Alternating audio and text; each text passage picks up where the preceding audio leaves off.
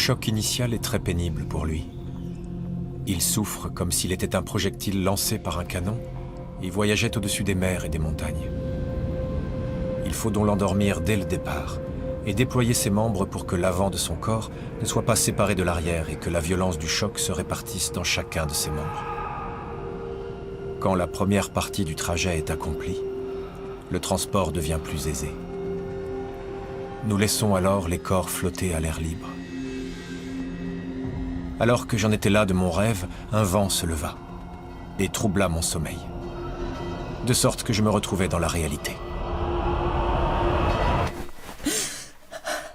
Seigneur Dieu.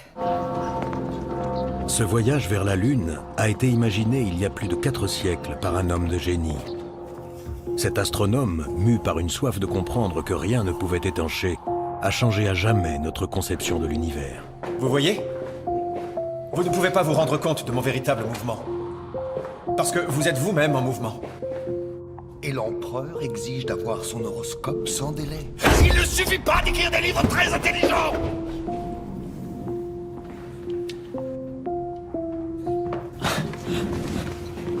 Seifert, je l'ai enfin trouvé. Quoi donc? La perspective de Dieu.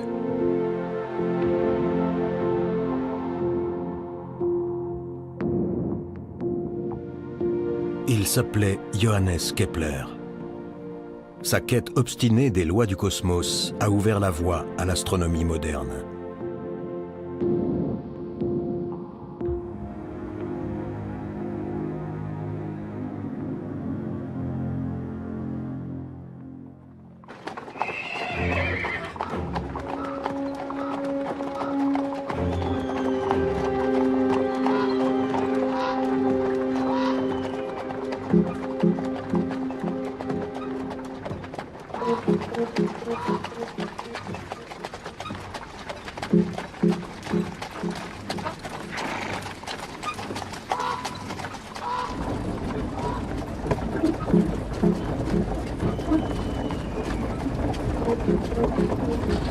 Cocher, faites halte! Arrêtez-vous! Halte là!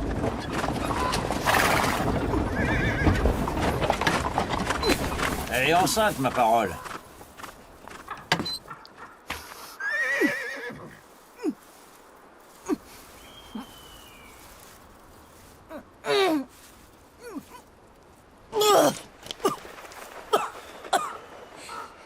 Pourquoi me fais-tu subir tout ça? Tu sais bien pourquoi. C'est que... Oui, je sais, tu es protestant et tu ne peux pas abjurer ta foi. Et moi, je suis censé supporter ce voyage et dire qu'on a dû tout abandonner. Mon héritage à Graz, les tombes de nos enfants, tout ça parce que tu ne veux pas te convertir. Non. Parce que je ne peux pas. Tiens.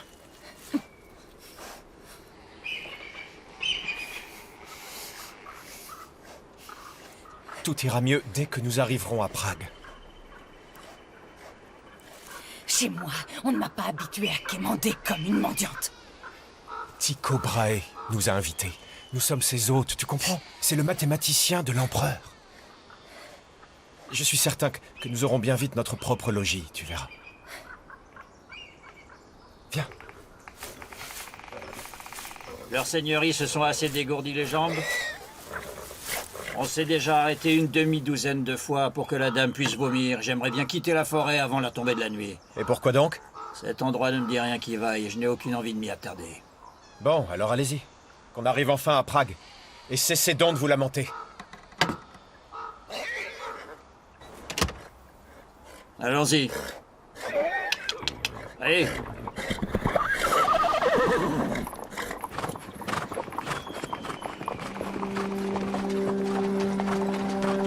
L'époque de Kepler est pétrie de contradictions. L'essor des sciences et des arts porte la promesse de temps nouveaux et d'un avenir radieux pour l'humanité.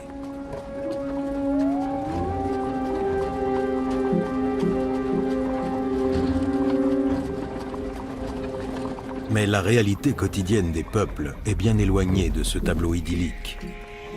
Les épidémies, comme celle de la peste, font des ravages. Ceux qui sont épargnés se sentent abandonnés de Dieu, impuissants face à leur sort tragique.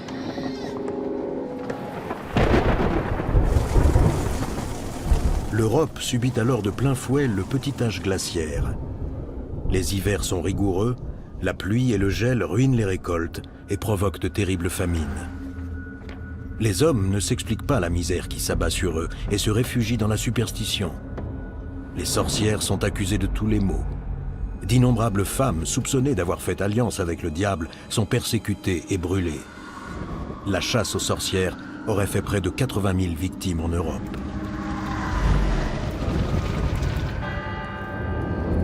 La chrétienté est déchirée. Catholiques et protestants se font la guerre et se disputent l'Europe. C'est ainsi que Kepler, protestant, est contraint de quitter la ville catholique de Graz, en Autriche. Il trouve refuge à Prague. L'empereur du Saint-Empire, Rodolphe II, s'est entouré d'artistes et d'hommes de science réputés.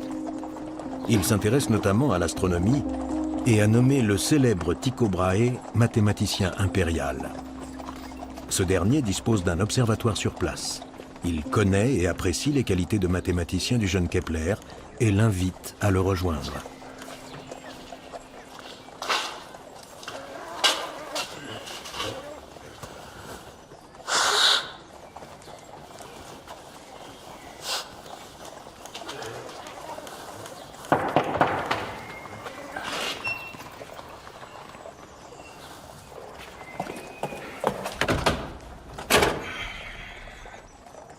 Yep. Ah, l'assistant numéro 103, c'est ça? Je suis content de vous voir. Allez, entrez. Voilà longtemps que vous n'êtes venu. Oui. Vous nous avez manqué. Enfin, peut-être pas à tous. Vous savez que vous êtes promis un grand avenir ici. Ah, qui l'a dit? C'est vous? Tant mieux. J'ai entendu dire que vos prophéties étaient dignes de foi. Venez.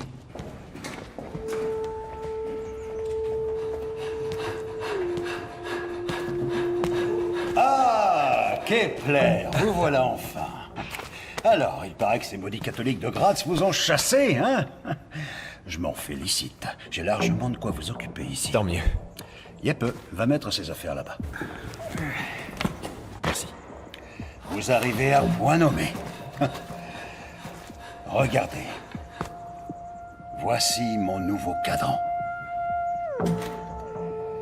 Avec cet instrument-là, même vos yeux de taupe seront capables de relever les positions des étoiles dans le ciel. Et avec une précision de 2 minutes d'arc. Je laisse les mesures aux autres. Voici le précieux Tengnagel, mon bras droit. Bienvenue. Nous avons besoin de bons géomètres. Eriksen, chargé des relevés. Et voilà Seifert, notre calculateur. Il sait compter plus vite qu'il ne lit. Nous sommes ravis de vous compter parmi nous. Très heureux. On vous attend. Quant à vous... Approchez. Vous allez travailler avec moi.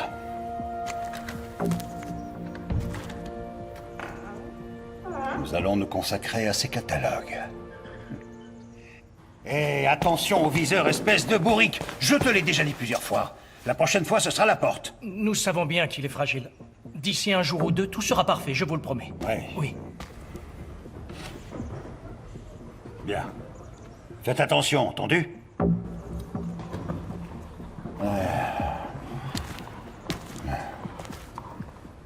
C'est mon bien le plus précieux. 30 années d'observation des cieux. Si Dieu a conçu l'univers d'après un plan géométrique, nous le trouverons dans ces pages. Je n'aurais pas mieux dit moi-même. Quel flatteur.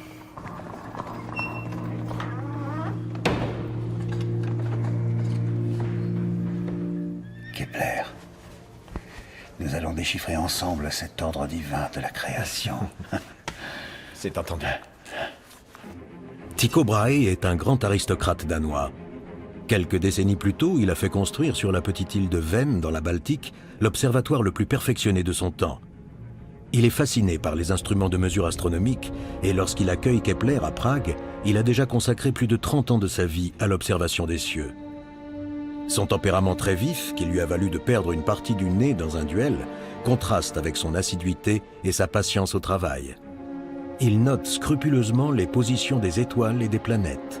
alignant d'interminables colonnes de chiffres. Son ambition est immense. Il veut décrire avec la plus grande précision possible les mouvements des corps célestes et concevoir un modèle du cosmos conforme à l'observation. Depuis près de 2 millénaires, le système géocentrique est admis comme une évidence. La Terre est au centre de l'univers. Le Soleil et toutes les planètes tournent autour d'elle sur des orbites parfaitement circulaires.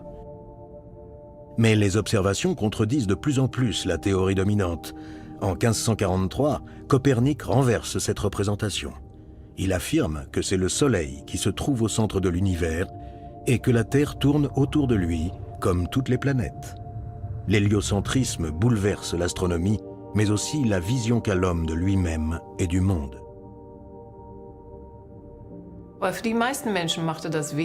L'idée paraissait absurde à la plupart des gens. La Bible enseignait que la Terre était la plus noble des planètes. On considérait qu'elle était au centre de l'univers, comme l'enseignaient déjà les Grecs de l'Antiquité. Kepler découvre le système de Copernic pendant ses études à Tübingen, par l'intermédiaire de son professeur Michael Messlin. Et immédiatement, il veut approfondir le sujet. Le fait d'être copernicien et donc héliocentriste ne mettait pas directement en porte-à-faux avec l'Église, mais il s'agissait clairement d'une position marginale. C'est pourquoi les travaux de Galilée l'intéressaient et il voulait s'en faire un allié. Tycho Brahe a lui aussi constaté que nombre d'observations nouvelles ne s'accordent pas avec le géocentrisme. Il cherche un compromis et crée son propre système, dit de Tycho Brahe, le géo-héliocentrisme. Dans cette représentation, la Terre demeure au centre de l'univers. Le Soleil et la Lune tournent autour d'elle, mais toutes les autres planètes tournent autour du Soleil, qui les emmène donc en orbite autour de la Terre. Tycho Brahe confie à Kepler la mission de démontrer avec lui la supériorité de ce modèle. Comme vous l'avez vu, ces sautes d'humeur sont imprévisibles. Alors en cas de difficulté, je vous conseille de vous adresser d'abord à moi. Je vous en prie. Merci.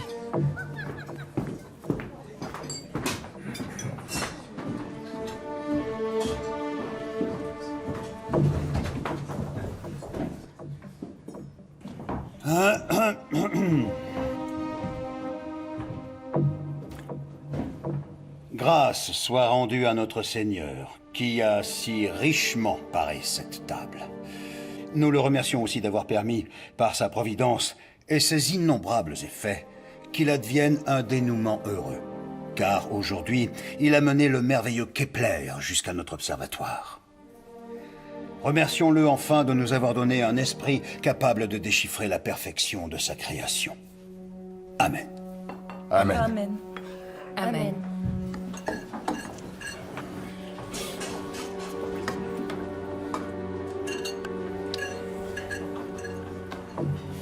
Tengnagel partage la table de la famille? C'est sa place habituelle. Ah.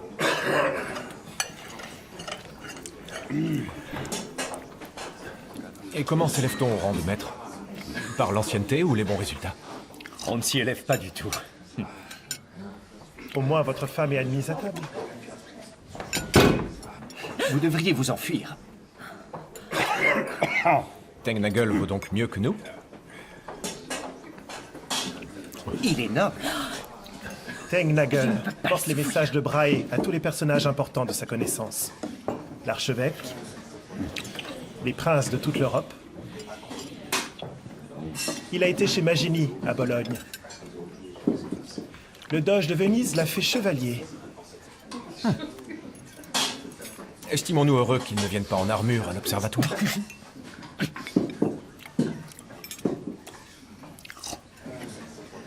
C'est une très bonne chose que Kepler soit là. Je n'ai rien contre vous, mais vous n'avez jamais été un grand théoricien. Qu'allez-vous lui confier? Une récalcitrante. La planète Mars. Il va se faire les dents sur la trajectoire de Mars dans le ciel.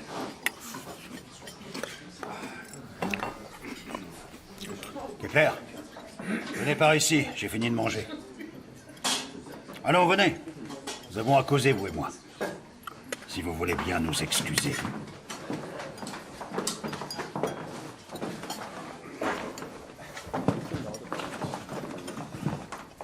Tengnagel, laissez-lui la place. Kepler.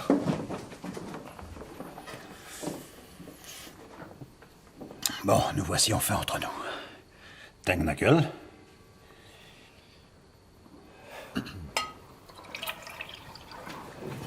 Je vous souhaite la bienvenue à Prague. Et la bienvenue dans ma demeure. Merci. À une collaboration fructueuse. Alors santé. À la vôtre. Santé. À votre santé. Ah, ce sera une véritable joie, hein, Tengnagel? Mais certainement. Car quoi que nous donnions à calculer à notre mathématicien de génie, je connais par avance l'aboutissement de ses réflexions. Oui, on verra bien. Oh, mais c'est tout vu. Le modèle ticonien des épicycles est celui qui correspond le mieux à mes observations et mes relevés. Vous savez que je suis copernicien. Je saurais bien vous gagner à ma cause. Mais l'univers créé par Dieu ne peut admettre deux centres, il ne peut y en avoir qu'un. C'est plus harmonieux ainsi. Et voilà pourquoi toutes les planètes tournent autour du Soleil, et la Terre aussi. Vous arrivez chez moi, dans ma maison, et vous voulez m'imposer vos conceptions? Quelle est votre opinion? Je suis ticonien et je crois bien sûr que... Taisez-vous, Franz. Vous êtes ici dans mon royaume, et chez moi, c'est mon système qui prime. Mais dans notre domaine, il ne suffit pas de présumer, il nous faut des démonstrations. Nous verrons. Sur ce, bonne nuit. Tengnagel.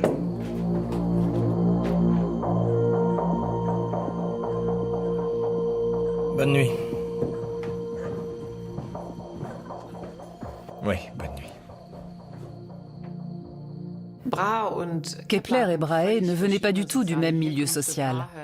Tycho Brahe appartenait à la plus haute noblesse danoise, alors que Kepler était issu de la classe moyenne, voire de la classe moyenne inférieure. Ils étaient tous deux dotés d'un fort tempérament. Kepler était encore jeune, mais il avait déjà énormément d'assurance. Il exigeait d'être rémunéré à sa juste valeur. Brahe se comportait comme un prince de la Renaissance. Il avait tout un petit peuple d'assistants à son service. Il était habitué à traiter avec les empereurs et les rois. Pour Kepler, tout cela était nouveau, mais il a pris ses marques. Et il savait que Brahe avait besoin de ses talents de mathématicien.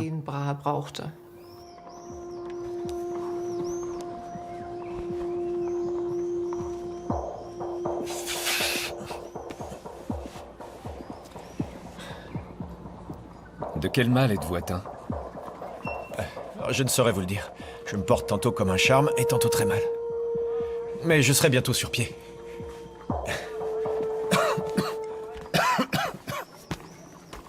Bien. Je vous confie notre pire ennemi. Mars. Je suis certain que vous en viendrez à bout, mais mon cher, vous n'arriverez à rien dans cet état. Oh, ce n'est rien de grave.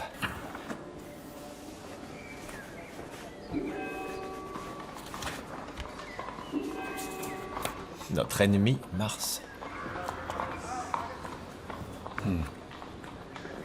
C'est parce que Mars ne se déplace pas comme on le voudrait. Les autres planètes dévient elles aussi légèrement de l'orbite idéale que nous avons calculée, mais Mars, c'est différent. Elle semble obéir à ses propres règles. Tenez. Elle fait de petits cercles sur son orbite. Oui, de véritables pas de danse. Mais si Dieu a voulu la faire ainsi, il doit y avoir une logique dans ce mouvement. Seifert, les calculs d'hier. Merci. Au fait, Kepler, ne vous avisez plus jamais de vous jouer de moi devant Tycho. M'avez-vous bien compris? Quoi? Mais ce n'était pas mon intention. Je ne connais pas vos intentions, mais je vois bien ce que vous faites. Et cela me déplaît.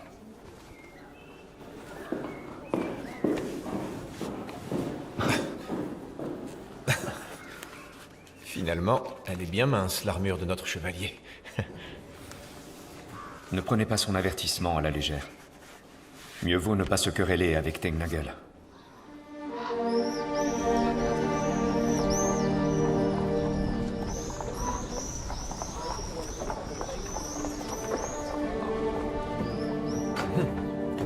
Il est frais comme un gardon, notre Kepler.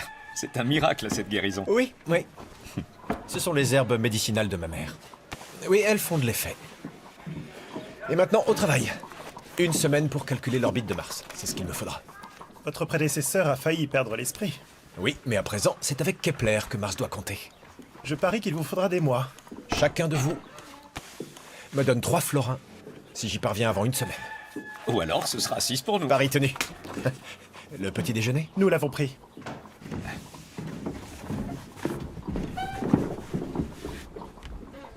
Vous auriez dû m'en parler. Ce n'était guère facile ces derniers temps. En revanche, séduire ma fille pendant que j'avais le dos tourné, c'était beaucoup plus facile, hein? Depuis 5 ans, je me consacre corps et âme à vos recherches. Je m'y dévoue entièrement. Oui, Elisabeth et moi, nous envisageons de... Oui, quoi donc? Je ne vous en avais encore rien dit, mais je comptais le faire. J'aurais pu vous en parler plus tôt. Oui, c'était peut-être une erreur. Mais n'en avez-vous jamais commis? Je suis célèbre pour ne faire aucune erreur. Enfin. Quoi qu'il en soit, vous savez à quel point je vous tiens en estime.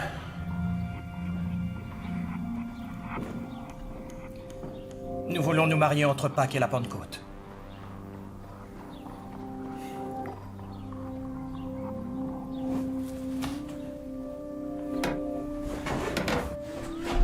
Mais je vais vous dire une chose.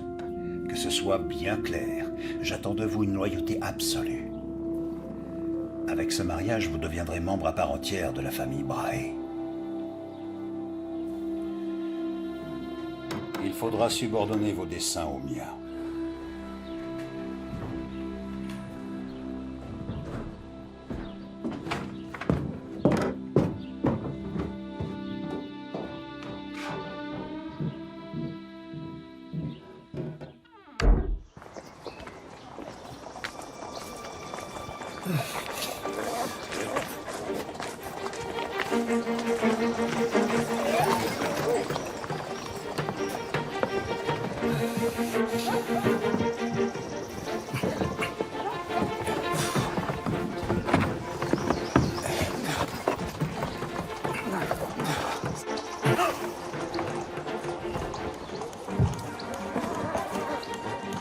Je vais chercher de l'aide.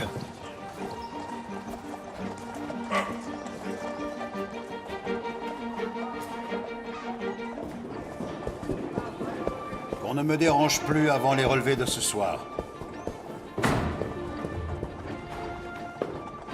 Nous aurions besoin de renforts pour le cadran.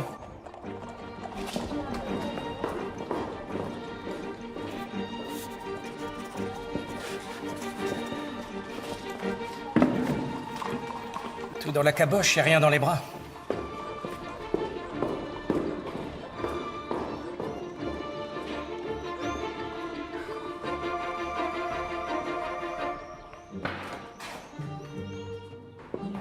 Tegnagel!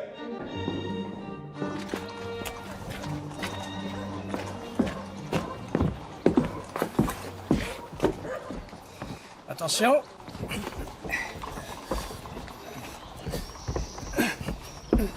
Allez. Ah! Dieu du ciel! Vous avez perdu la tête? J'ai peut-être moins de force que vous n'en avez. Mais je n'ai pas gagné mes lauriers dans le lit de la fille de Brahe. J'ai mes propres mérites. Comment osez-vous me parler de la sorte, espèce d'astrologue de province? Je suis là car je sais calculer, ce qui n'est pas votre cas.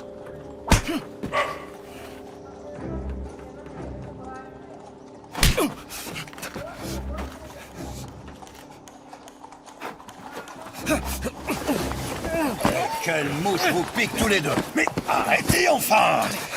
Qu'est-ce qui vous prend? Vous, allez vous soigner. Quant à vous, je vous croyais bien assez occupé. Qu'est-ce que ça veut dire? Retournez tout de suite au travail. Et qu'on en finisse avec ça.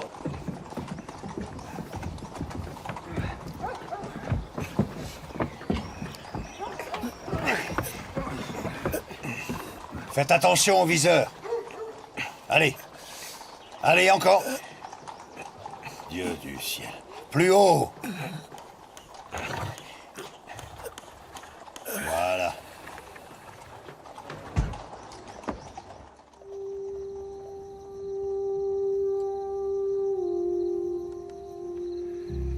Ce soir, nous allons relever les positions des étoiles dans la constellation du Cygne.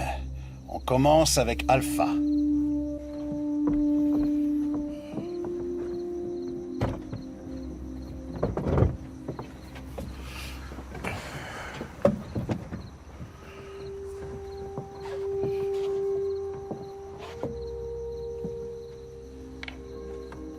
Hauteur, 40 degrés.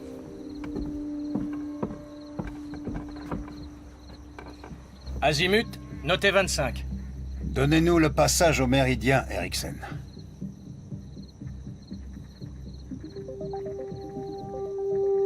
Maintenant. 23h25. Chez moi, c'est 27 minutes. Faites-moi la moyenne. Nous passons ensuite à Delta.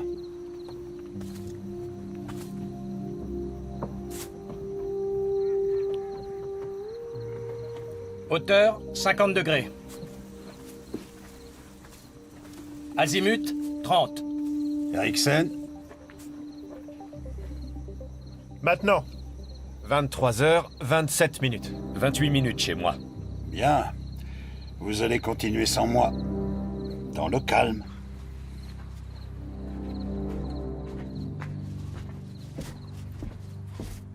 Tycho Brahe était passionné d'astronomie depuis son adolescence, où il avait observé une éclipse de soleil. Ce qui le distinguait des astronomes de son temps, c'est qu'il était prêt à remettre en question le modèle dominant, celui de la fixité du cosmos.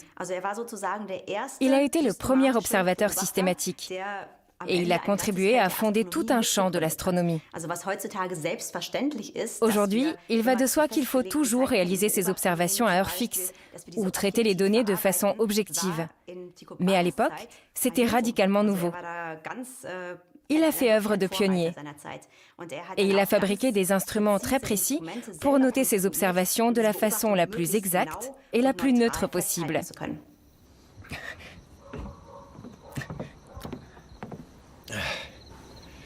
Ça fait encore mal.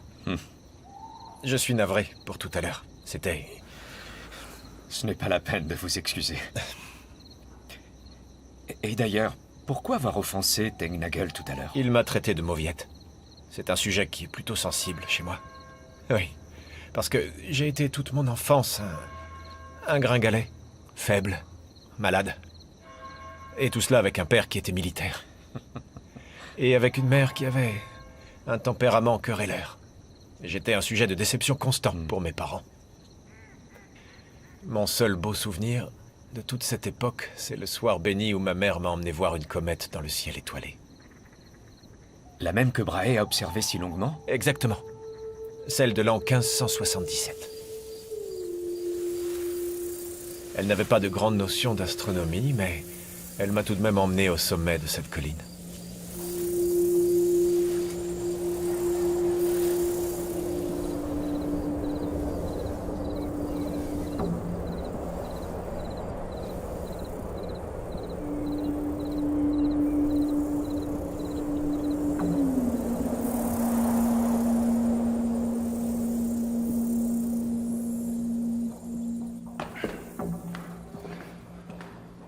Depuis cet instant, j'ai voulu en savoir davantage sur les phénomènes célestes et sur les choses en général. Attendez un instant.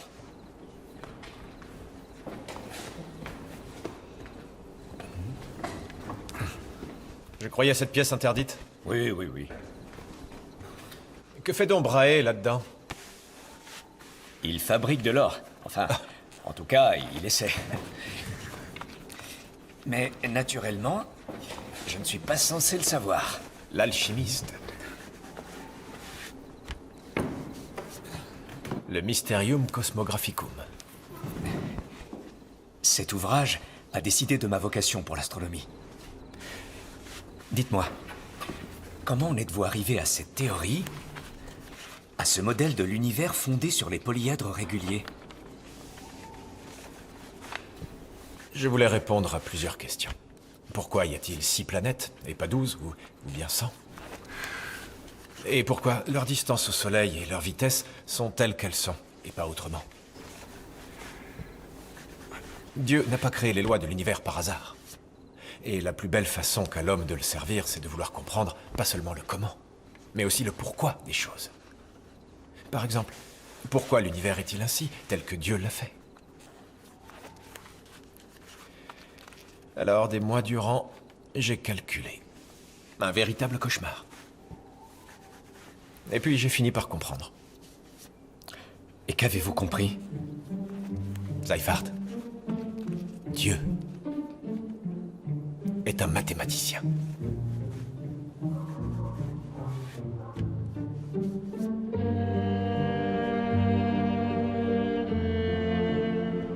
Derrière l'inconcevable complexité de l'univers, il y aurait donc une beauté et une simplicité accessibles à l'entendement humain. Un système qu'il serait possible de représenter en une seule image.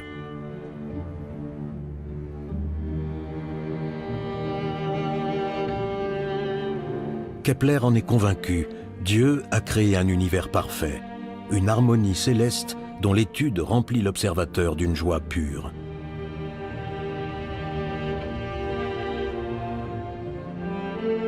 Un monde dont l'homme peut saisir les lois, puisque celles-ci sont fondées sur les nombres et sur la géométrie.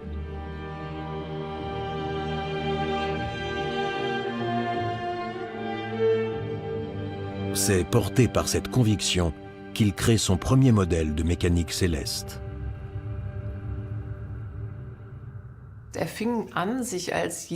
Il prend confiance en ses capacités et se convainc qu'il est à même de percer le plan divin de l'univers. Dans le Mysterium Cosmographicum, il s'attaque à une question difficile. Pourquoi les planètes ne sont-elles pas placées à distance égale les unes des autres? Et il propose une réponse. Ces distances ne peuvent pas être simplement irrégulières. C'est incompatible avec son idée de Dieu. Un Dieu qui a établi un ordre régulier auquel se conforment tous les objets du cosmos, y compris la Terre. Il soutient que ces distances variables correspondent à la forme des solides de Platon, des 5 polyèdres réguliers, qui sont de tailles différentes. Et il montre que les proportions correspondent. Et cette représentation prouve que Dieu n'est pas simplement un géomètre ennuyeux. Il y a quelque chose d'à la fois extrêmement intelligent et de ludique dans le choix de ces distances qui correspondent à l'emboîtement des polyèdres réguliers. Que le Seigneur nous bénisse et nous garde, qu'il fasse rayonner sur nous son visage et nous accorde sa grâce, qu'il daigne poser sur nous son regard et qu'il nous donne la paix. Amen.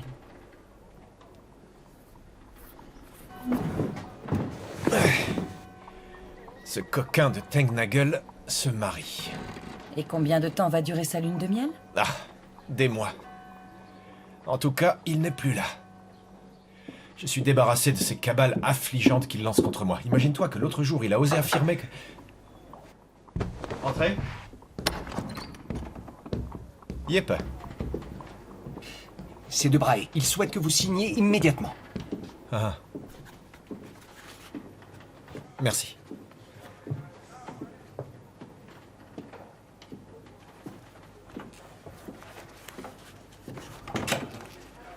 Je m'engage à ne pas utiliser ces recherches pour mes propres travaux. Tu ne signes pas tant qu'on n'a pas vu la couleur de notre argent. Oui, bien.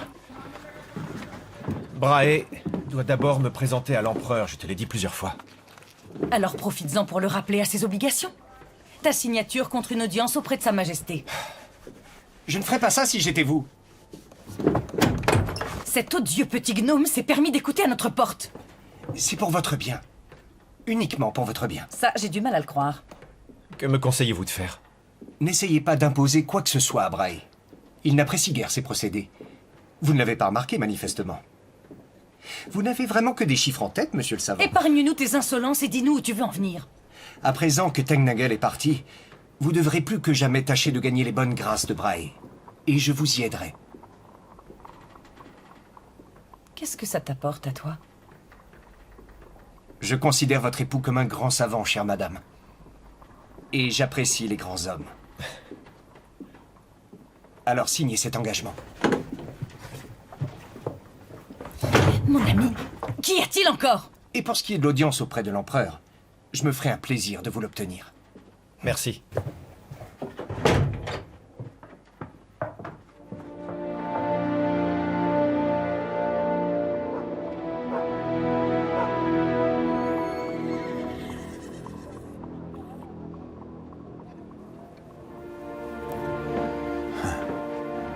Que se passe-t-il, Kepler? Vous êtes ému? Non. Laissez-moi parler et surtout pas un mot au sujet de vos gages. Comment? Mais nous sommes venus pour ça.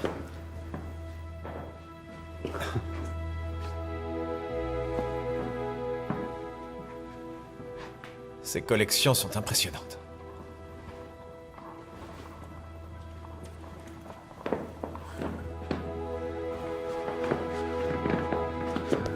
On dit que ce sont les plus grandes d'Europe. L'empereur est un savant, comme moi. Ou du moins, il tente de l'être. Fascinant. Oui, bien. Venez.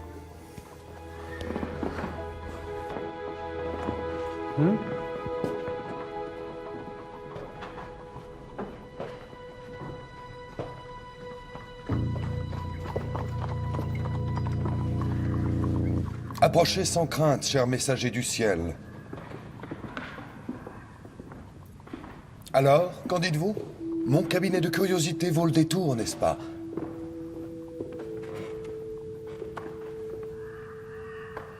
C'est mon laboratoire. Un univers en miniature. Ces collections me permettent d'explorer les merveilles de la création divine, vous comprenez? Oui, cette démarche m'est familière, Votre Majesté. Voici donc ce Kepler dont on nous a tant vanté les mérites. On m'a rapporté que pour vous, le mystère du cosmos n'en était plus un. J'aime les hommes qui connaissent les arcanes du monde, mais il vous faudra convaincre Maître Brahe de ne pas garder pour lui seul son secret le plus précieux, les tables astronomiques. C'est pour cette raison que nous sommes ici. Nos séances d'observation vont bientôt toucher à leur fin.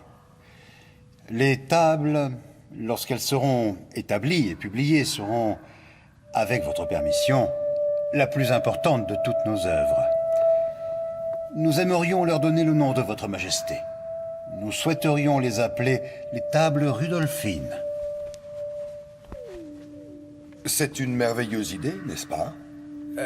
Oui, Votre Majesté. Leur précision sera bien supérieure à toutes les tables jamais établies. Dieu vous entende. Elles seront encore indispensables à tout astronome d'ici 2 siècles. Eh bien, allons, je compte sur vous.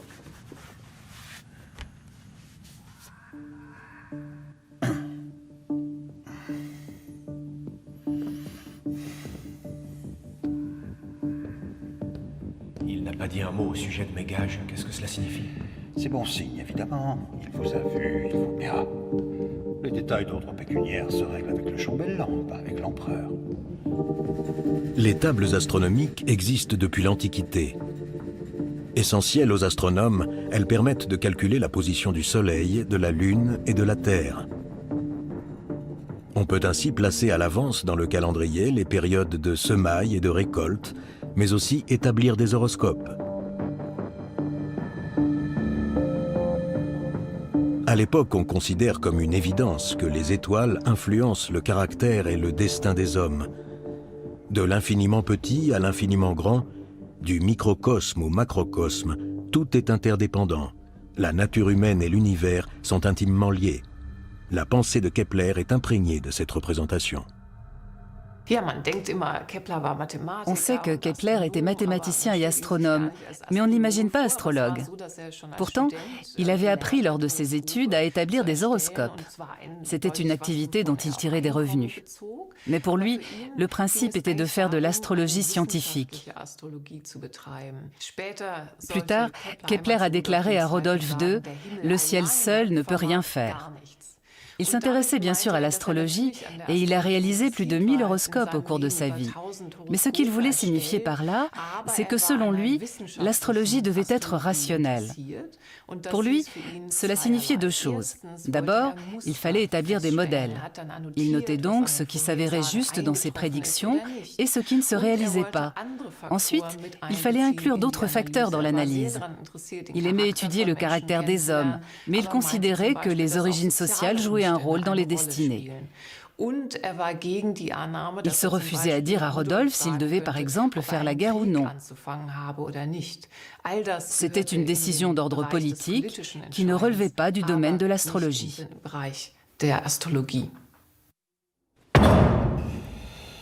Voilà, tout est là.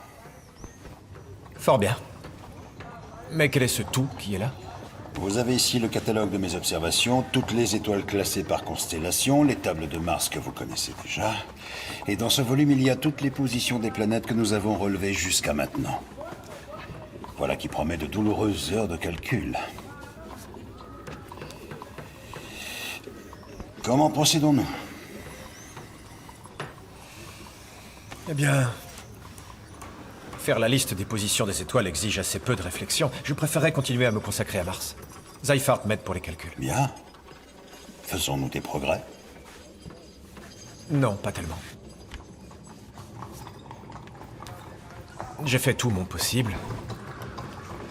Mais mes calculs ne correspondent pas à vos relevés. Comment cela? Eh bien, par endroits... Mars s'écarte de 8 minutes d'arc de vos relevés, et ce, quelle que soit la méthode de calcul que nous employons. Mais...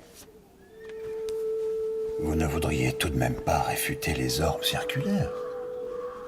Non, je n'en ai nulle envie. Mais peut-être le faut-il. Comment? Vous? Vous qui, plus que tout autre, défendez contre vents et marées la perfection absolue de l'univers?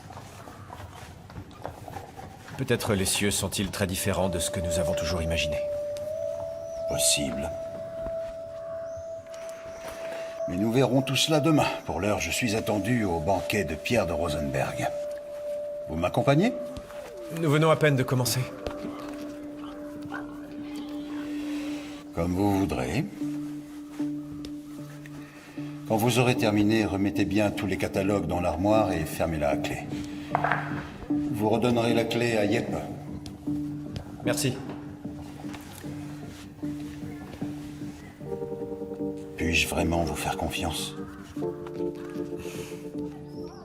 Partez sans crainte. J'irai lui remettre les clés.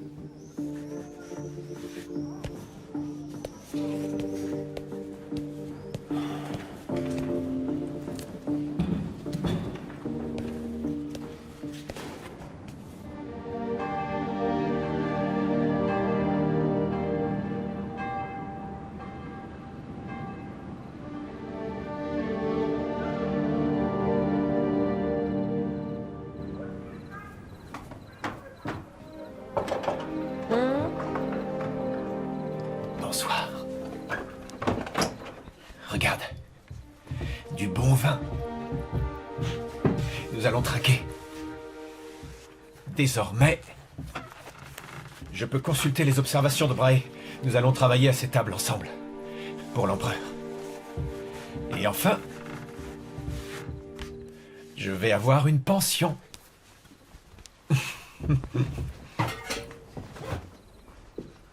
Alors Brahe t'a confié ses clés tout simplement. Oui. Enfin, pas tout à fait. Je suis censé les rapporter. Dans ce cas, tu ferais mieux de le faire. Oui. La semaine prochaine, le chambellan m'enverra mon premier versement. Que dis-tu de cela?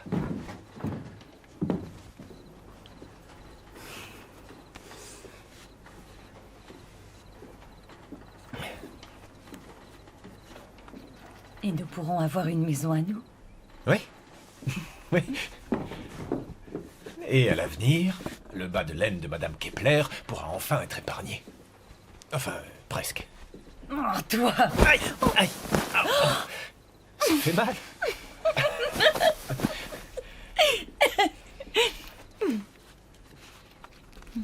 Viens par là.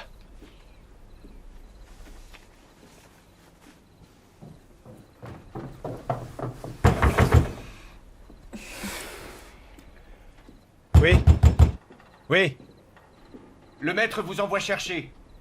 Il va très mal.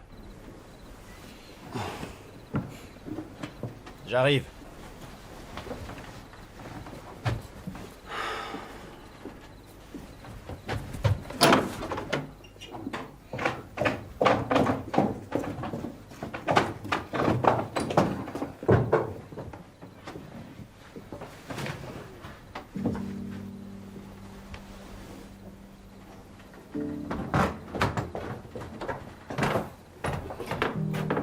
Vous avez quelque chose à me donner.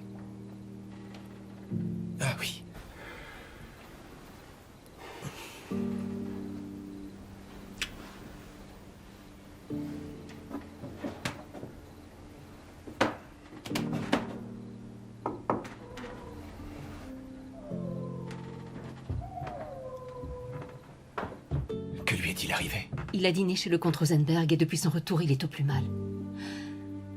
Il vous a déjà fait appeler 2 fois.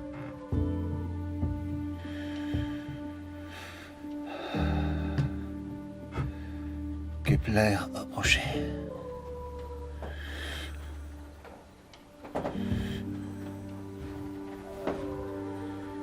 Je me suis beaucoup méfié de vous au départ.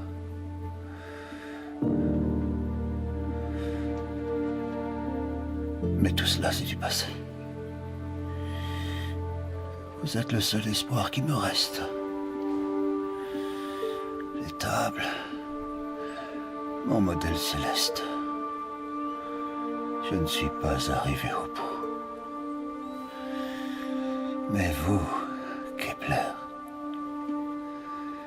vous devez le démontrer. Kepler, démontrez-le.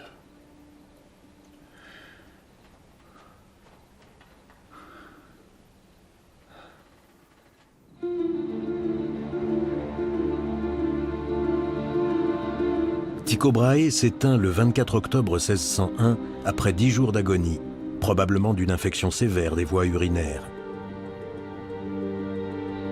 2 jours plus tard, Kepler lui succède en tant que mathématicien de la cour impériale. Il a 29 ans.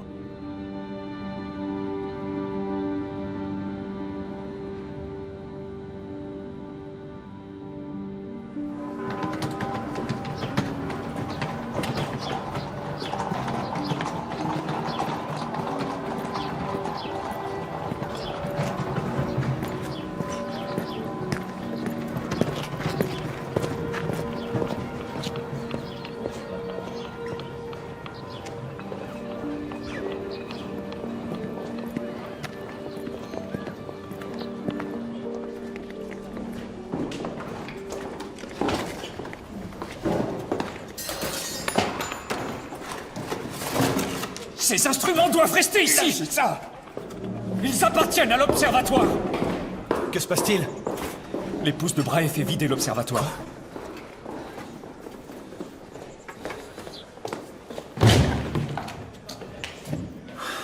Sacrebleu!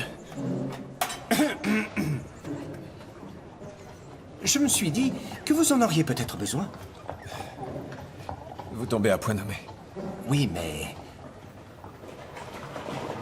Brahe aurait-il voulu que je vous les confie?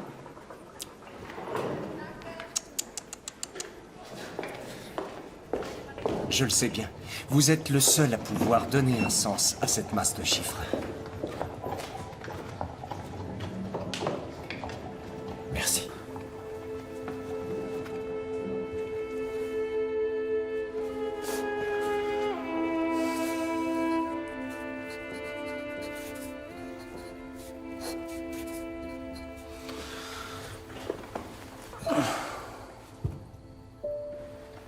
Voici les 2 valeurs que j'ai calculées et qui s'éloignent le plus des observations faites par Brahe.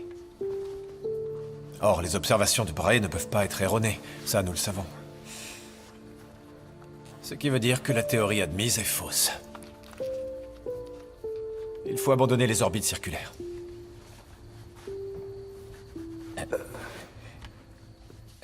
Jamais aucun astronome n'a imaginé d'autre figure qu'un cercle.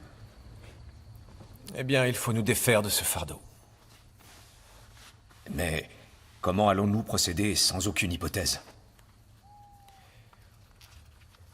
Toutes nos observations sont faites depuis la Terre. Mais la Terre se déplace, elle aussi, dans le cosmos, comme tout ce que nous observons, n'est-ce pas? Bien sûr. C'est évident. Nous devons d'abord calculer l'orbite terrestre. Il faut absolument savoir comment nous nous déplaçons nous-mêmes. Vous permettez? Ce tabouret, c'est le Soleil. Vous êtes la Terre. Et moi, je suis Mars. À présent, déplaçons-nous.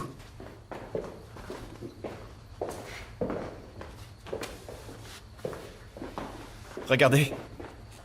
Vous ne pouvez pas rendre compte de mon véritable mouvement.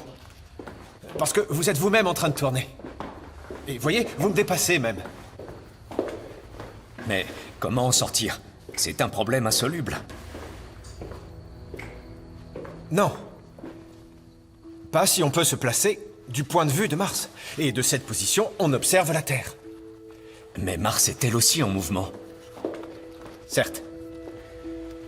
Mais nous connaissons sa période de révolution. Nous savons qu'elle met 687 jours pour faire le tour du Soleil. Regardez.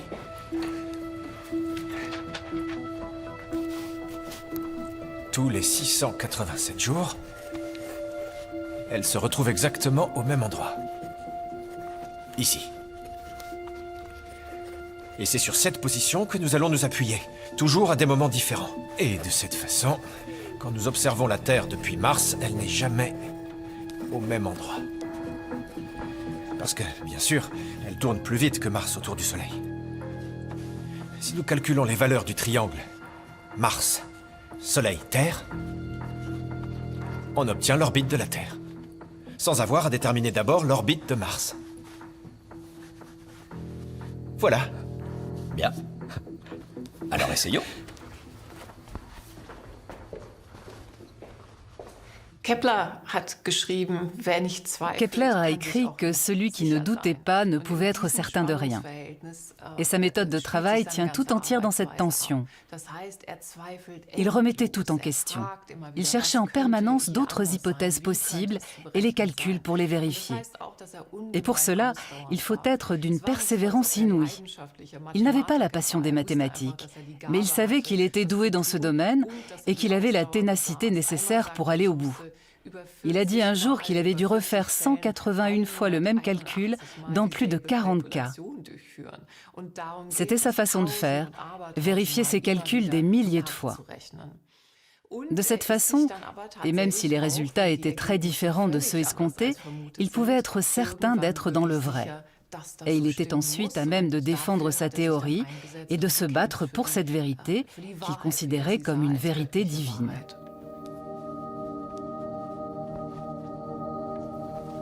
Je n'y vois plus. J'ai des taches devant les yeux.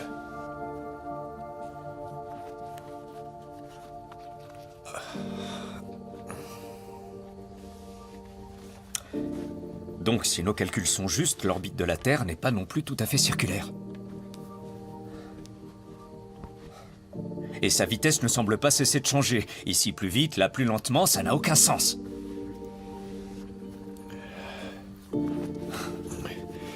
Il y a forcément un sens.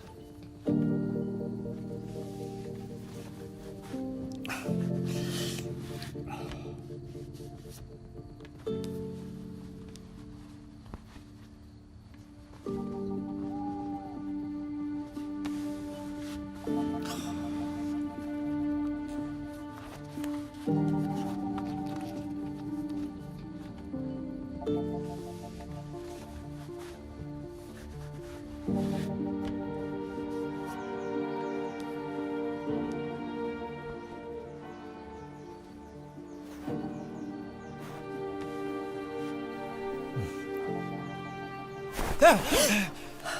Seigneur Dieu. Tu as passé toute la nuit à marmonner des choses. Tu m'as empêché de dormir. Je suis désolé. Tu devrais te préoccuper d'autre chose que des étoiles. De ta santé, par exemple. Oui.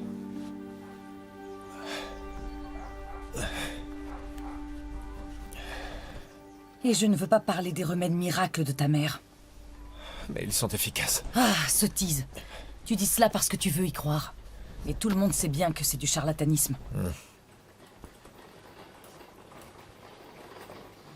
Enfin bref. Depuis combien de temps l'empereur ne t'a-t-il pas payé? Je suis allé le voir 3 fois, en quelques semaines. Tu peux aller le voir une 4e fois puisque tes visites n'ont pas eu d'effet. Non.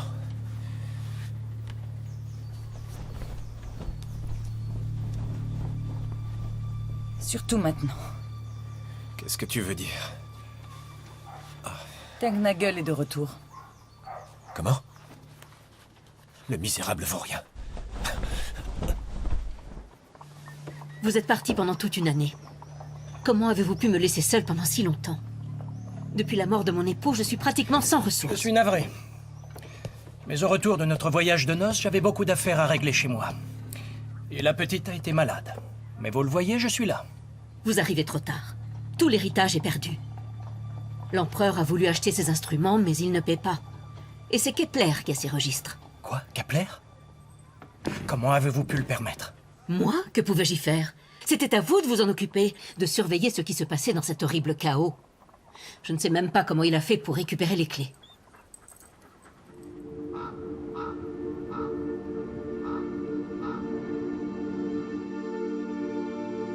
Votre Majesté, sauf votre respect, si vous pouviez demander à votre chambellan de me verser au moins une partie de ma pension... Vous l'aurez, serais... votre pension, soyez sans crainte.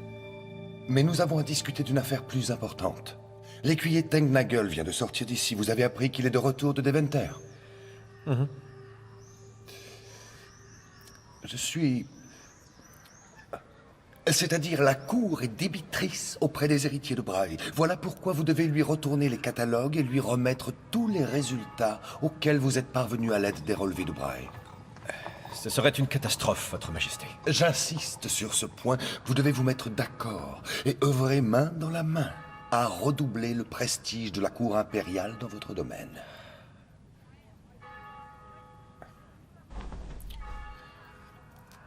Enfin... Alors, venez me dire comment mes étoiles s'alignent. Approchez, je suis curieux de voir ce que vous apportez.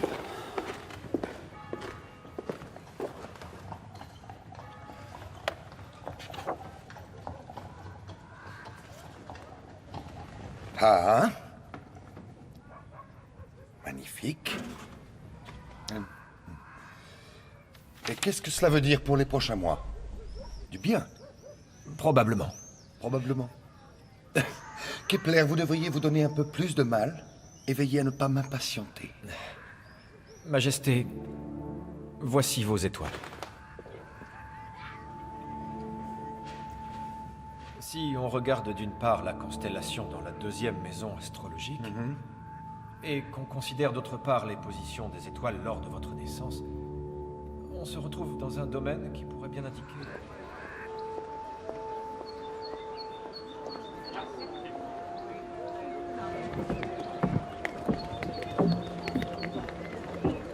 Alors? Quels sont les derniers résultats? Kepler dit que Mars ne se déplace pas toujours à la même vitesse.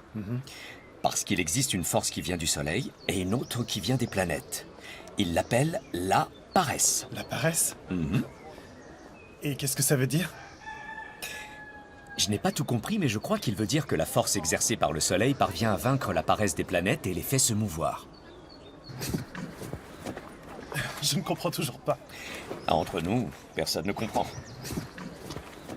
Depuis quand les astrologues se préoccupent-ils des forces? Peut-il se mettre à dos tous les cercles savants d'Europe? Il ne s'embarrasse pas de l'avis de ses pairs. Ce qui l'intéresse avant tout, c'est la vérité. Je vois que tu lui restes loyal.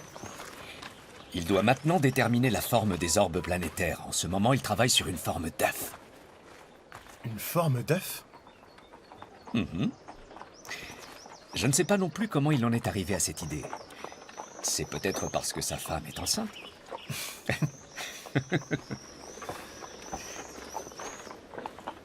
On dirait que ton ami Tengnagel refait des siennes. Mais ce sont les catalogues de Maître Brahe qu'il fait emporter.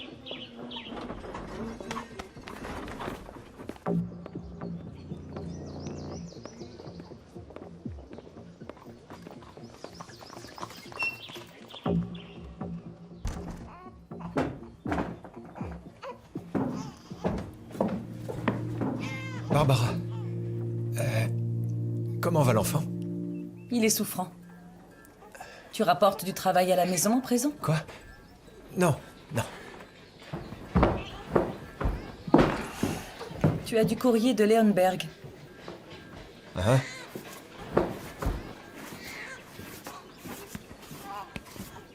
Ton frère Christophe t'a écrit. Ah, que veut-il? De l'argent, j'imagine. Une voisine s'est plainte de votre mère et lui demande réparation. Quoi? Pourquoi? Elle prétend qu'elle lui aurait administré une potion trop amère qui aurait aggravé ses douleurs au lieu de les soulager. Fais voir. Je te l'ai toujours dit, elle devrait se montrer plus prudente. Ta mère et ses maudits remèdes, et cette habitude de chercher querelle. Tout ça finira mal. Un jour, quelqu'un va l'accuser d'être... D'être quoi? Une sorcière? Je ne veux pas dire que je le crois, mais je suis persuadée que d'autres le pourraient. Il paraît que une bonne femme aurait jeté un mauvais sort au fils des voisins. Depuis, il a un bras paralysé. Mais enfin, qu'est-ce que c'est que ces balivernes? Qui va prouver une chose pareille? Parce que dans ce cas, chacun dit ce qu'il arrange. Moi, si je suis souvent malade, c'est peut-être parce que je partage le lit d'une sorcière. Barbara, j'écrirai demain à Leonberg. Oh, misère. À présent au travail.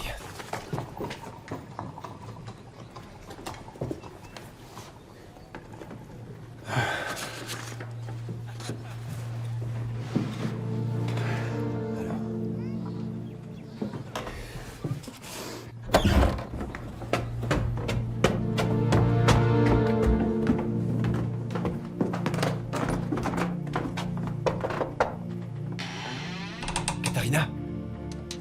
Bonjour. Va chercher Seifert. Vite.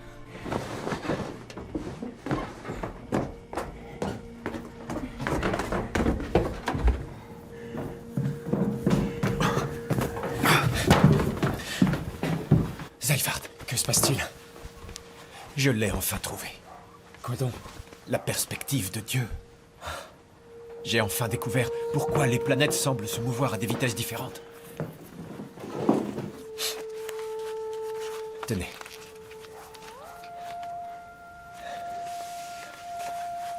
Quelle que soit l'apparence exacte des orbes planétaires,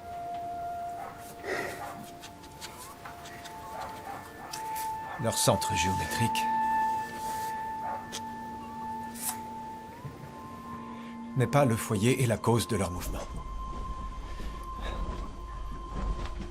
Non, c'est le Soleil. Parce que c'est sa force qui fait bouger les planètes. Tout à fait, oui. Mais n'oubliez pas, les planètes sont paresseuses. Vous comprenez? C'est un peu comme une sorte de tir à la corde entre deux forces. La première attire les planètes vers le Soleil et l'autre les en éloigne. Mais, vu de l'extérieur, chaque planète accélère à mesure qu'elle se rapproche du Soleil et ralentit quand elle s'en éloigne. Mais imaginez-vous que quand on la contemple depuis le Soleil, cette irrégularité apparente est en réalité la plus belle des harmonies. Kepler vient de découvrir que les planètes qui se déplacent tantôt plus vite, tantôt plus lentement autour du Soleil, balaient des aires égales en des temps égaux. Il a trouvé la régularité derrière l'apparente irrégularité. C'est sa première loi universelle.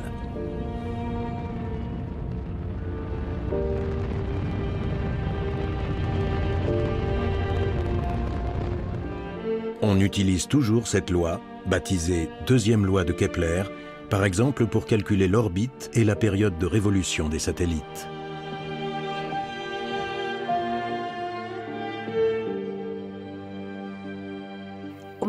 Pour parvenir à cette loi, Kepler a dû conjuguer deux domaines qui étaient jusqu'alors complètement distincts. Il y avait d'un côté l'astronomie, qui avec l'astrologie et les mathématiques décrivait le monde sans tenter de le comprendre, et de l'autre, il y avait la physique, qui n'était valable que sur Terre et qui s'intéressait au pourquoi des choses. Kepler a dit, on va réunir les deux. Il est possible que le Soleil émette une sorte de force qui agit sur la Terre et sur les autres planètes. Et on sait désormais que c'est bien le cas. La force qu'il a imaginée était un peu différente de ce qu'on appelle aujourd'hui la gravitation. Mais il partait du principe que ce rayonnement magnétique émis par le Soleil agissait davantage sur les planètes les plus proches et donc qu'elles se déplaçaient plus rapidement que celles qui étaient plus éloignées. Et cette idée qu'il existe une force unissant le Soleil et les planètes, une force présente dans tout l'univers, c'est la première amorce de l'astrophysique. Vous êtes incroyable.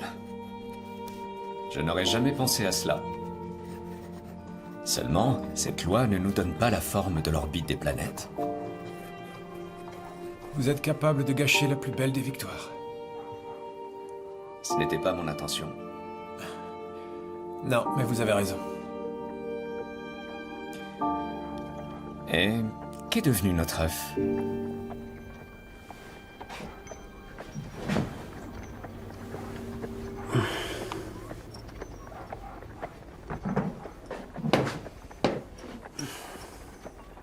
Je me suis fourvoyé. Encore une fois. Très bien. Alors faisons une pause. Et demain, on reprendra du début. Oui.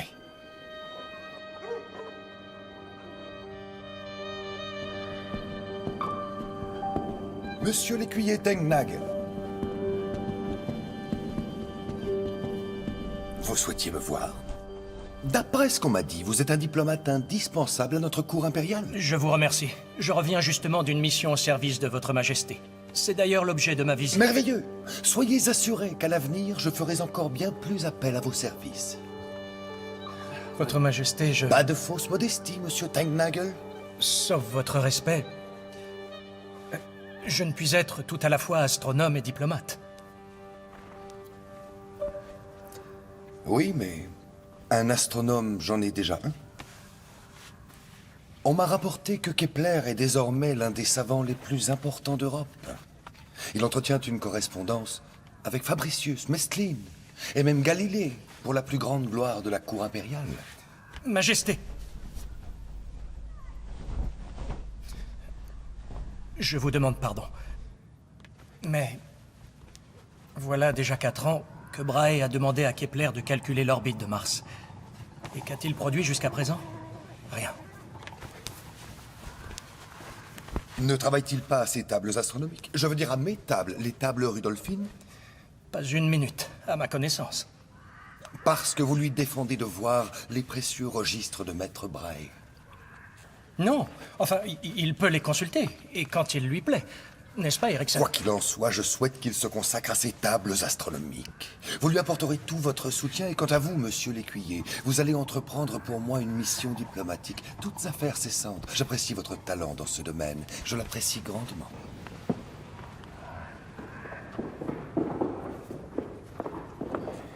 Quoi que Kepler mette par écrit, je saurais trouver le moyen de l'empêcher de publier ses travaux.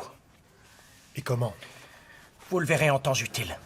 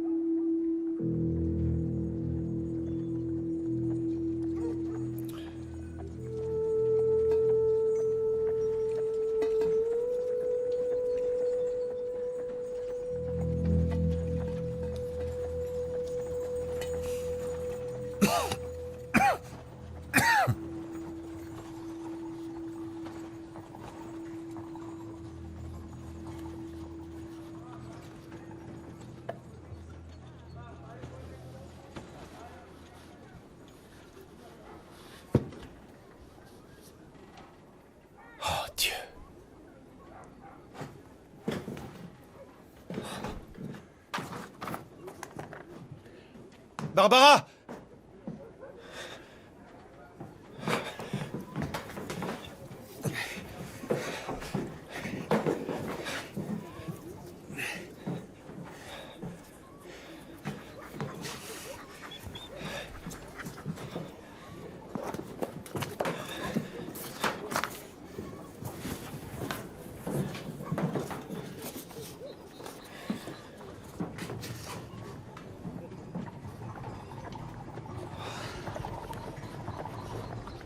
Cervelle d'oiseau je fais. Ce n'est pas un œuf et pas un ovale. C'est une ellipse parfaite.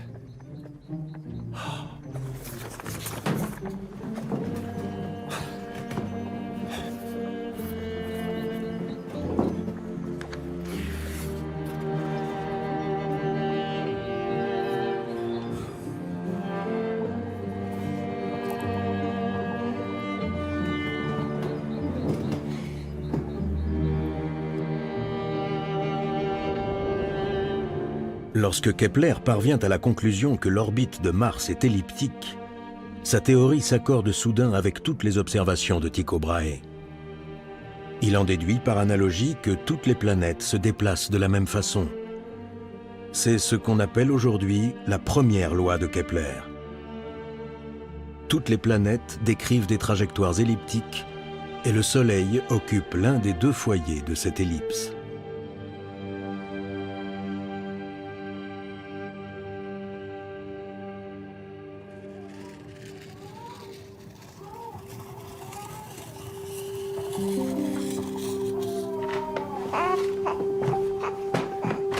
Barbara.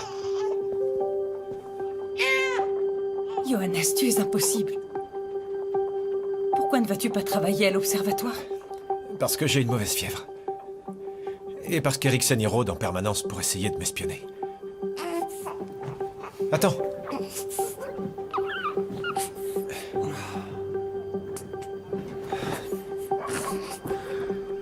Sais-tu que ton mari vient de remporter le combat de sa vie? Oui, on dirait bien que tu t'es battu. Oui. Ton père a vaincu Mars, le dieu de la guerre. La planète la plus indisciplinée de tout l'univers. Bien, alors maintenant tu peux ranger tout ça. Oui. Je vais le faire.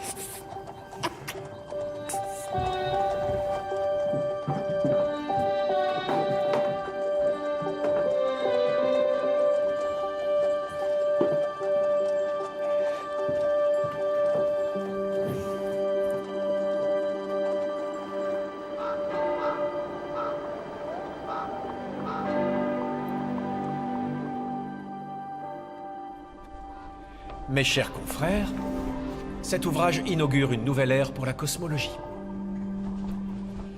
Et puis, voici l'argent du pari que j'ai perdu, avec les intérêts cumulés. 6 ans ont passé, depuis que vous avez franchi cette porte. 6 années de travail. Alors, santé. Santé. Santé.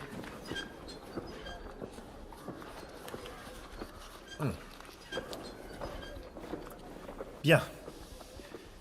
Et à présent, je vous en prie, consacrons-nous aux tables Rudolphines. L'empereur va finir par perdre patience. Oui. Ouais.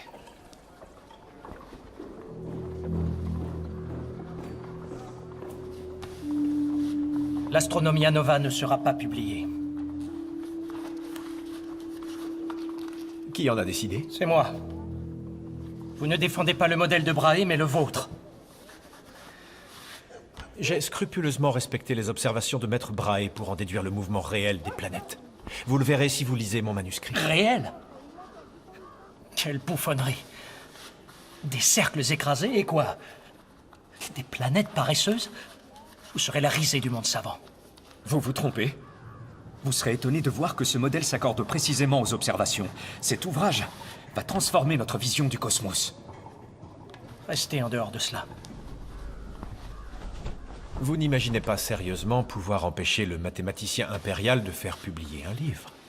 Je peux vous assurer que je n'ai le pouvoir! C'est ce que nous verrons. Le grand drame de Kepler, c'est que de son vivant, personne n'avait conscience de l'importance de ses découvertes.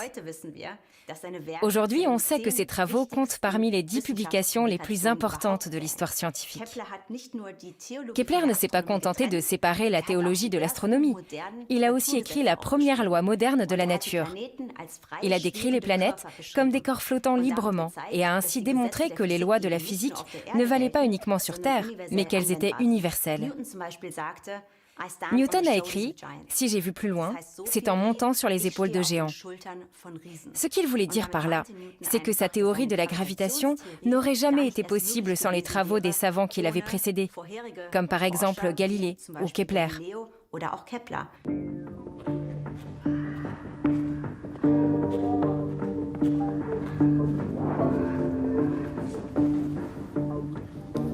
Votre Majesté, le voici enfin, après quelques péripéties. Puis-je vous remettre le premier exemplaire de mon livre L'Astronomia Nova. Vraiment un travail colossal. Et le fait qu'il me soit dédié m'a profondément touché. Avez-vous entendu que, à Venise, Galilée a découvert 4 nouveaux astres errants? Oui. Il a observé les cieux avec un instrument, un télescope. Il s'agit de 2 lentilles placées dans un tube qui permettent d'agrandir les objets distants. Et ils paraissent si proches qu'on pourrait les toucher.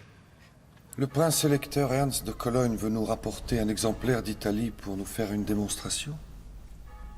Si votre majesté accepte de s'en passer pour quelque temps, eh bien... Kepler.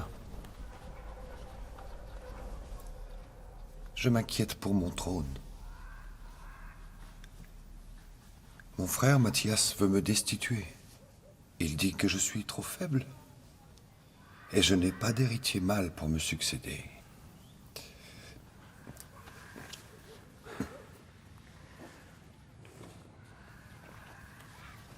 Vous et moi, nous sommes plus intelligents que cette bande de traîtres belliqueux. Parce que vous savez lire l'avenir dans les étoiles. Et vous partagez leurs secrets avec moi. Alors, à qui les étoiles sont-elles favorables? À Mathias ou bien à moi?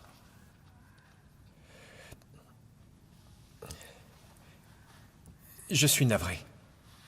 Je ne saurais vous le dire. Kepler,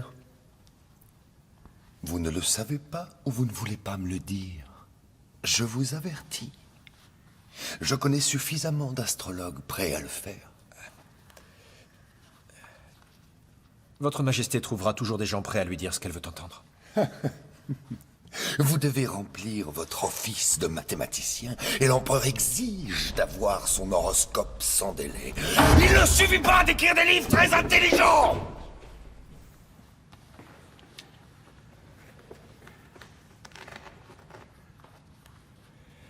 Votre majesté,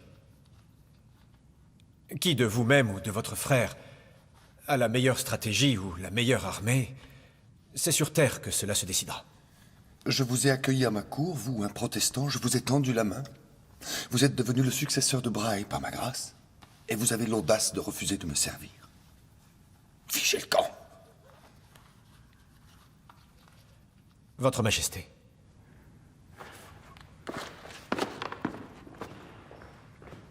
Il me faut une réponse très rapidement.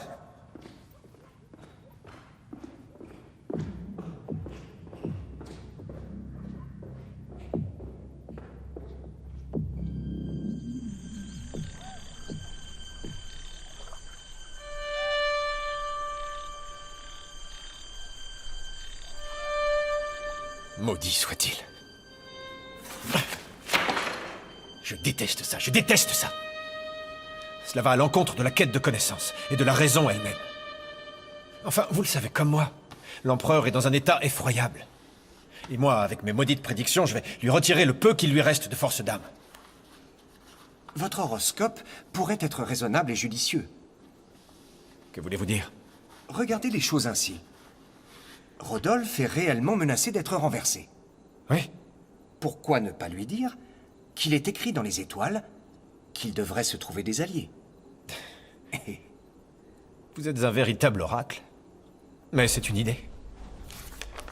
Au moins, ça a du sens. Oui. Le sens, c'est une question de point de vue. Ah, pas en mathématiques. Dans ce cas, vos théories devraient paraître évidentes à tous les savants. Mais il n'en est rien. Ils vous prennent pour un illuminé. Je vois. Vous voulez me dire que j'ai perdu l'esprit? Hein? Le dangereux Kepler? L'homme qui a détruit l'harmonie divine, les orbites parfaitement circulaires? Les vitesses uniformes? Je sais ce que disent les gens, Yep. Mais tous ces phénomènes astronomiques procèdent de lois immuables qui peuvent être exprimées par les nombres. J'en suis convaincu, et peu m'importe ce qu'en disent les gens. Il en est ainsi. Ce nouveau cosmos contient bien d'autres harmonies, tout aussi étonnantes. Et je le prouverai.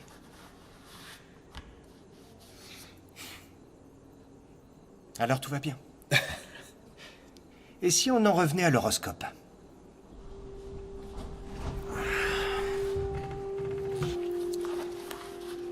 Que dois-je écrire?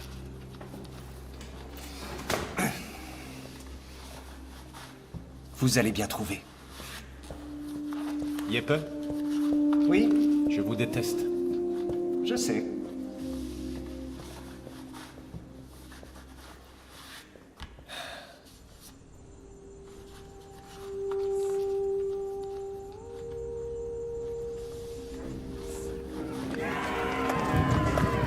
L'empereur Rodolphe cherche effectivement des alliés. Il fait appel à son cousin Léopold qui lève des troupes pour lui venir en aide. Mais au terme d'une campagne ratée, les soldats font irruption dans Prague et se livrent à un pillage en règle. La ville sombre dans le chaos. Au même moment, Barbara tombe gravement malade.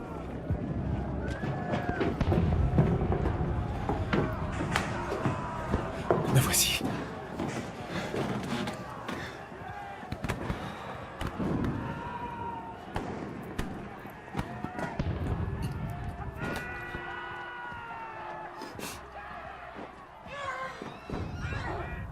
Maman ne respire plus.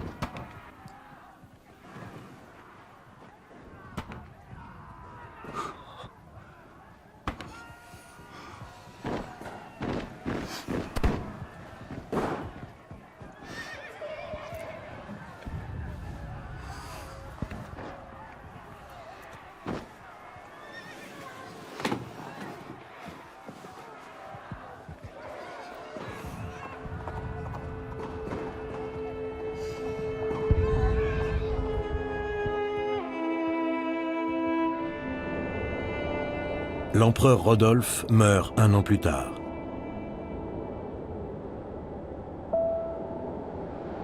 Kepler est veuf avec des enfants à charge. Son mécène mort, il n'a pas d'avenir à Prague.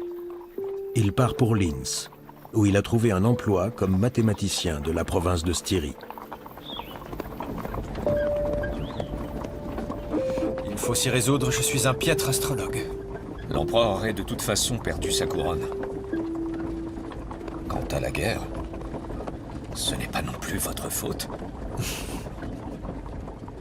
Oui, ce n'était pas dans les étoiles. Vous n'allez pas me dire que vous y croyez à présent? Je n'en sais rien. Père? Tu es pauvre alors? Ton père est toujours le mathématicien de la cour impériale. Sans pension. Nous gagnerons notre vie en arpentant villes et campagnes. Et le soir, nous tâcherons de percer les mystères de l'harmonie du monde. Oui. L'harmonie du monde.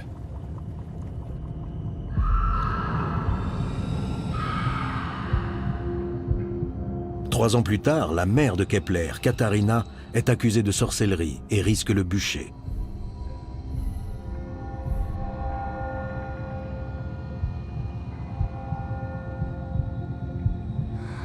Kepler met tout en œuvre pour la défendre, d'abord par écrit, puis en personne. Il quitte Linz pour le Württemberg et passe ainsi toute une année dans le sud de l'Allemagne.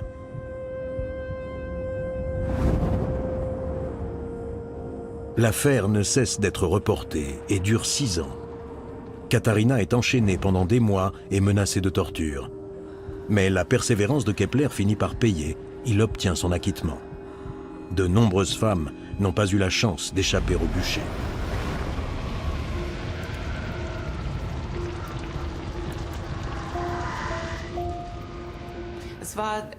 C'est inhabituel. Je ne sais pas s'il existe d'autres exemples de fils qui ont défendu ainsi leur mère par un document écrit. C'est le trait de génie de Kepler. Selon le déroulement d'un procès civil romain, il a exigé une transcription de tous les éléments de procédure. Il a donc pu travailler sur tous les témoignages sous forme de texte. Et sa carrière scientifique l'a parfaitement préparé à cela.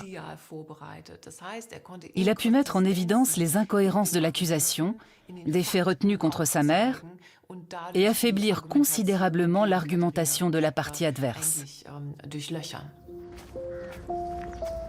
Sa mère est libre, mais la guerre de 30 ans ravage la moitié de l'Europe. Kepler devient un nomade, toujours en quête d'un emploi et d'un lieu de résidence, toujours à court d'argent. Il reste malgré tout convaincu que Dieu a créé un monde ordonné et que lui, Kepler, a déchiré une partie du voile qui cache ce plan divin. Harmonique Mundi, l'harmonie du monde, paru en 1618, en apporte la preuve éclatante. L'ouvrage contient la troisième loi de Kepler. Elle définit la relation proportionnelle entre la période de révolution d'une planète et sa distance au Soleil. Cette loi permet pour la première fois d'avoir une idée des dimensions réelles du système planétaire.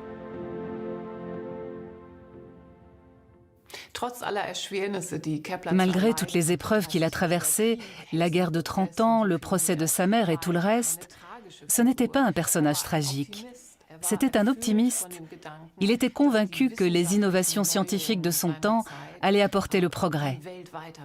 L'histoire lui a donné raison. C'était quelqu'un qui aimait mener ses projets à leur terme. Et c'est ce qu'il a fait.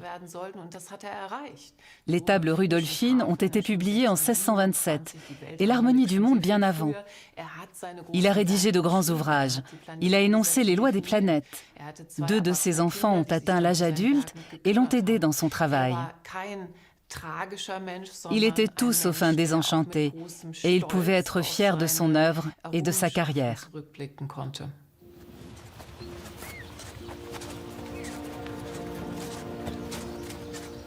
Kepler a donc tenu la promesse faite à l'empereur.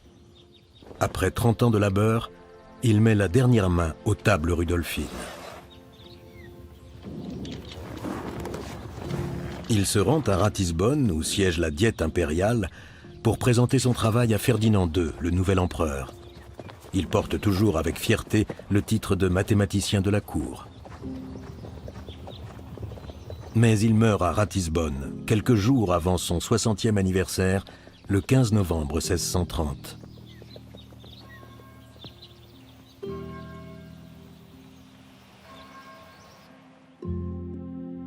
Son héritage demeure.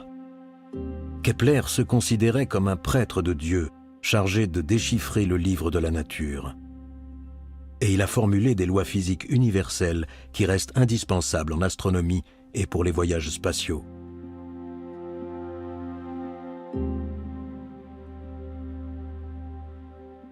À une époque où la guerre et la destruction, le chaos et la superstition s'abattaient sur l'Europe, Kepler a révolutionné notre vision du monde. Annonçant la science moderne, il nous a ouvert les portes du cosmos.